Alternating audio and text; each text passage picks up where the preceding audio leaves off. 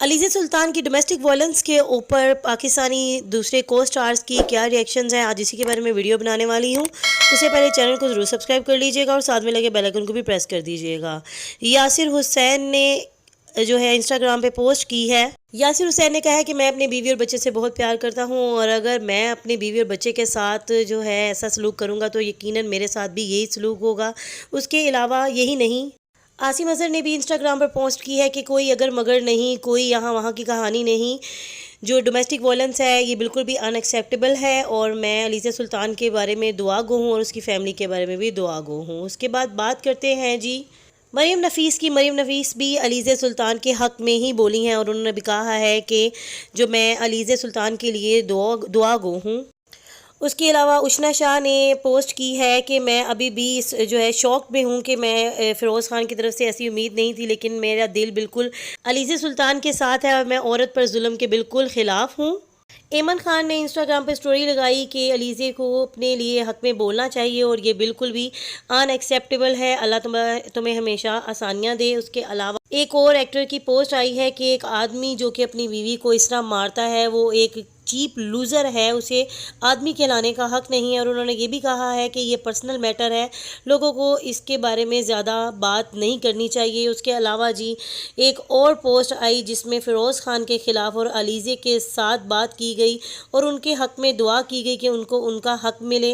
एक और पोस्ट आपके सामने चल रही है कि वो कह रहे हैं कि किसी ऐसे के साथ लड़ाई करो जो तुम्हारे साइज़ का हो, ऐसे शख्स को अरेस्ट कर लेना चाहिए। साइको भी बोला गया। एक गुड टाइम्स की तरफ से भी पोस्ट अलीज़े के हक़ में है और फ़िरोज़ के ख़िलाफ़ है। उसके अलावा अनुशे अशरफ ने भी अपनी स्टोरी पर अलीज़े के हक़ में बोल दिया। उन्होंने कहा कि I am sorry to Aliza आप जो है अब बिल्कुल देर बाद बोली हैं, लेकिन आपका हक़ था, आपको बोलना चाहिए, इससे पहले ही आपको बोल देना चाहिए था और होप करती हैं कि कोर्ट की तरफ से उनको जस्टिस मिले। उन्होंने कहा है कि तुम्हें इसमें बिल्कुल पीछे नहीं हटना और लोगों को बताना है कि ये दुनिया औरत के लिए भी एक सेफ़ प्लेस है।